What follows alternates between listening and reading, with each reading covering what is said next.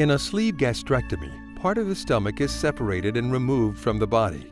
The remaining section of the stomach is formed into a tube-like structure. This smaller stomach cannot hold as much food.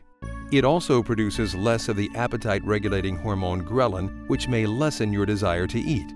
However, sleeve gastrectomy does not affect the absorption of calories and nutrients in the intestines.